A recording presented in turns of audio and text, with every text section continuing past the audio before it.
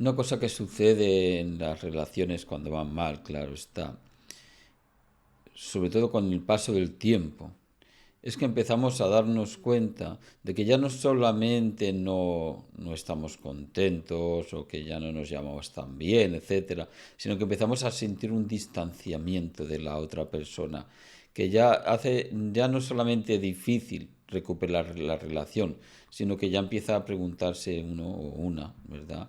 Si todavía sientes algo, si realmente ya es que has perdido el amor en esta relación o que no te quiere la otra persona o tú no quieres a esta persona. Ya a veces nos preguntamos si merece la pena intentarlo, ¿no?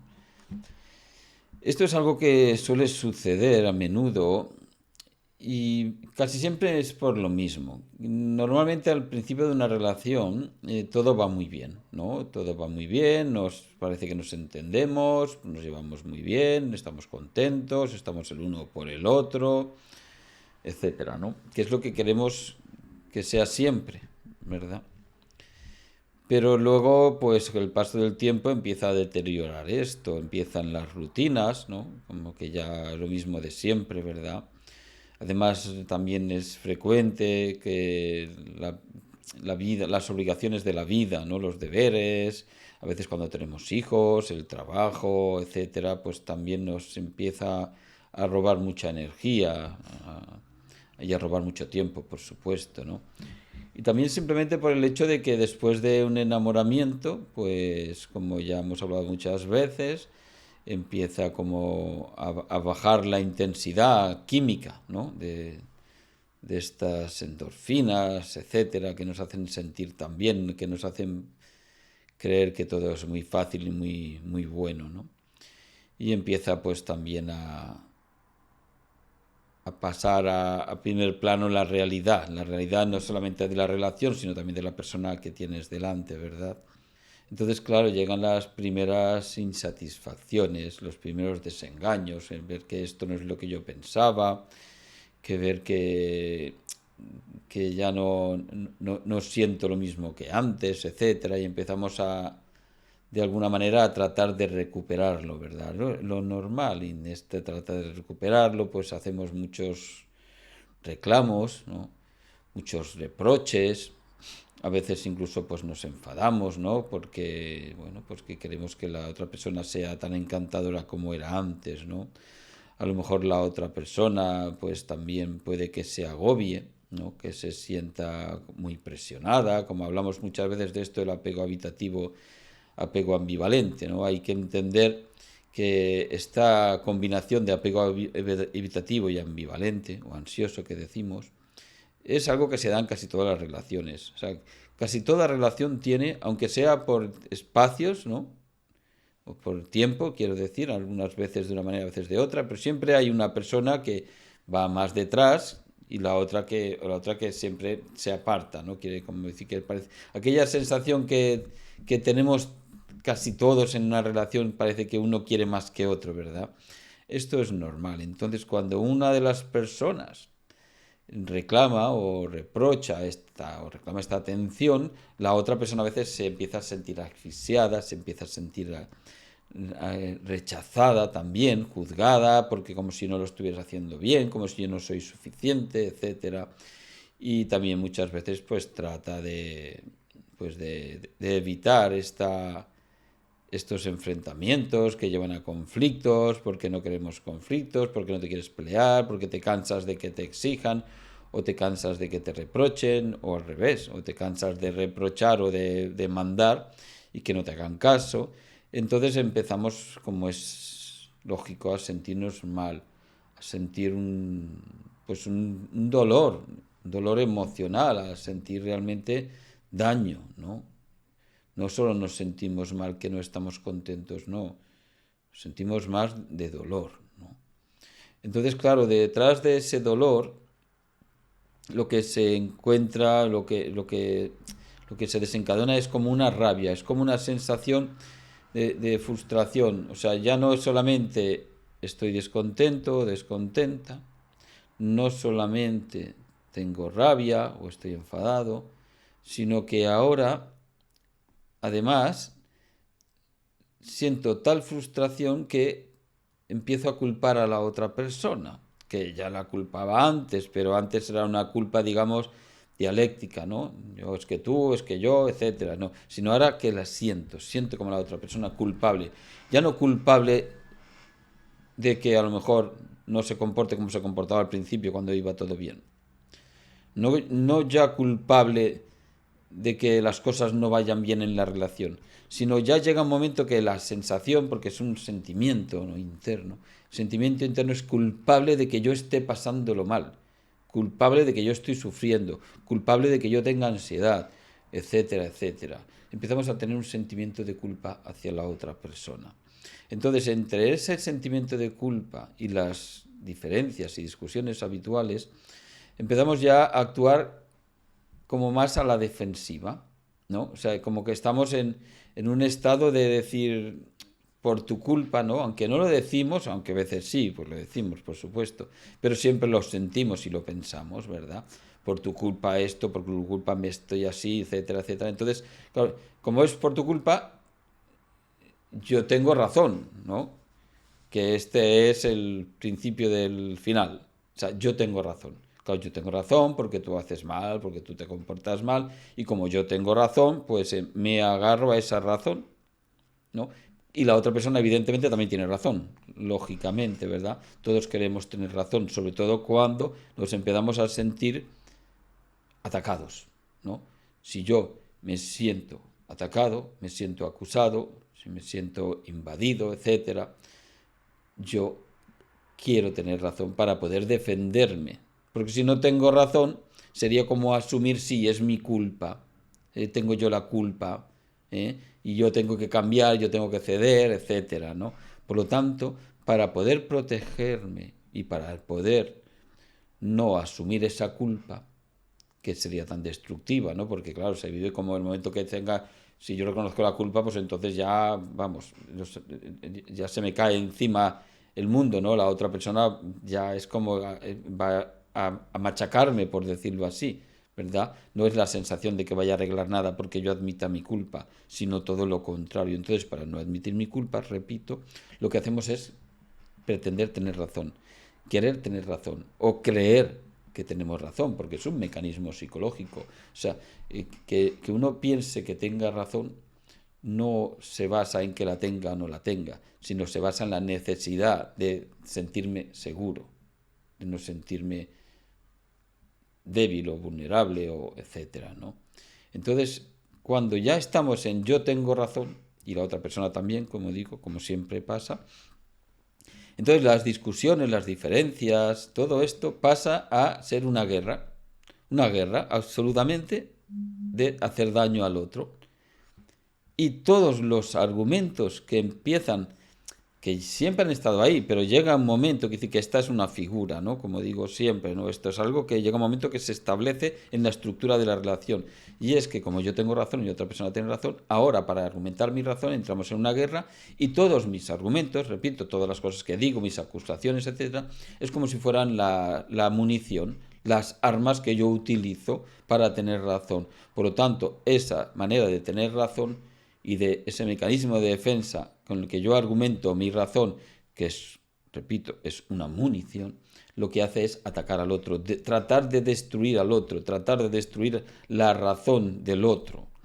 Por lo tanto, ya llega un momento que la relación se basa en la guerra, en la rabia que tenemos porque la otra persona no reconoce su error, no cambia, porque siempre queremos que el otro cambie, porque claro, yo tengo razón, tiene que cambiar el otro, porque el otro no admite su culpa, porque no admite lo que hace mal. Entonces tenemos mucha rabia, que lo que hace evidentemente es como matarla, poco a poco va consumiendo el amor, por decirlo así, o porque la otra persona siento que no me quiere, ¿no? Porque con todo esto que está pasando ya no me llega ni muchísimo menos que me quiere, me llega agresión, ¿verdad? De miles de maneras, ¿no? En forma a veces de palabras y a veces no tanto, y otras veces con el lenguaje no verbal, aviso, que es algo sumamente importante, porque si estamos discutiendo cualquier cosa que que también es importante, porque siempre digo, hay que ver, vamos a hablarlo, pero vamos a hablarlo, se supone que es para arreglarlo, pero lo que sucede en realidad es que vamos a hablarlo, pero no vamos a arreglar nada, vamos a empezar a discutir, y discutiendo vamos a querer tener razón, y queriendo tener razón vamos a utilizar pues este armamento que digo y nos vamos a hacer daño. Por lo tanto, llega un momento que percibe, esta persona no me quiere, esta persona solamente me está haciendo daño, no está queriendo cambiar, no está queriendo arreglar las cosas. Yo le digo de hablar y no está queriendo arreglar nada, claro que no. Pero es que tú tampoco, porque realmente es una confusión. Si yo quiero tener razón en esa discusión, yo no estoy queriendo arreglar nada, aunque lo diga. Estoy tratando de destruir los argumentos del otro. Eso es importante, porque claro, entonces ya lo que sucede, llega un momento que nuestras conversaciones solo se basan en quién tiene razón, quién tiene la culpa, quién lo ha hecho mal. Ya nunca hablamos, porque esto va transcurriendo en el tiempo, esto no es una cosa que sucede este fin de semana, o sea, es una cosa que poco a poco se va desarrollando en la relación, en muchísimas relaciones, tristemente, ¿no? Y cuanto más largas son las relaciones, pues más sucede, ¿no? Entonces llega un momento que ya no se habla de emociones, ya no hablamos de sentimientos, ni mucho menos ya se empieza como a quedar ya aquello olvidado, la parte en que nos somos cariñosos, somos afectuosos, nos decimos palabras bonitas, etcétera, tenemos atenciones, detalles con nuestra pareja. Cuando se llega aquí ya esto ha desaparecido. Entonces imagínate, le hemos dado vuelta a la relación, pero totalmente, ¿no? Entonces, claro, estamos en una situación en que no se hablan de emociones, no se habla de sentimientos. Entonces, claro, ¿por qué no se habla? No se habla porque las emociones, los sentimientos son motivos de vulnerabilidad. O sea, si estamos discutiendo, estamos en esa guerra que digo yo, y yo hablo de un sentimiento, hablo de una emoción, me muestro vulnerable, porque cuando hablamos de nuestras emociones estamos vulnerables, por supuesto. Entonces, claro, la otra persona me va a hacer mucho daño, me va a atacar, yo me tengo que defender, no puedo hablar, no puedo ser vulnerable en estas discusiones, en esta relación, porque si la otra persona me está atacando, yo me siento vulnerable o me expongo en mi vulnerabilidad, me va a hacer mucho más daño. Por lo tanto, desaparece de la relación toda la comunicación emocional. Bueno, no toda la comunicación emocional, porque esto es otra cosa peor. O sea, sí que aparece la comunicación emocional, pero la comunicación emocional destructiva, desde la ansiedad, desde la rabia, desde el odio a veces, desde el rencor, etcétera. Eso sí, eso es emocional, pero evidentemente no es la parte que hablábamos antes, no es la parte que hace falta aquí, sino es la contraria. Hace mucho más daño, nos hacemos mucho más daño, etcétera. Y entonces también otra cosa que sucede es cuando tratamos pues de seguir con la relación, porque claro, pues que no queremos romper la relación, no nos queremos separar, porque tenemos hijos, porque hemos comprado un piso en común, por lo que dirán los demás, porque la familia, porque no voy a encontrar a otro, porque no voy a encontrar a otra, porque tengo dependencia emocional, etcétera. Y continuamos con la relación. Entonces hacemos una cosa que es también habitual y es tratar de llevarnos bien. Pero nos llevamos bien como hablando de cosas que no son de las emociones. Hablamos de los niños, del colegio, del trabajo, de la compra, de la parte económica, hablamos de cosas, pero no hablamos de nada emocional, repito, porque no nos podemos sentir vulnerables.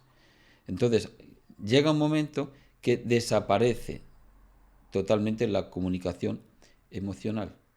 Es como que es una relación fría, o peor que fría. Fría, y cuando discutimos, pues es caliente, pero de hacer daño, ¿verdad?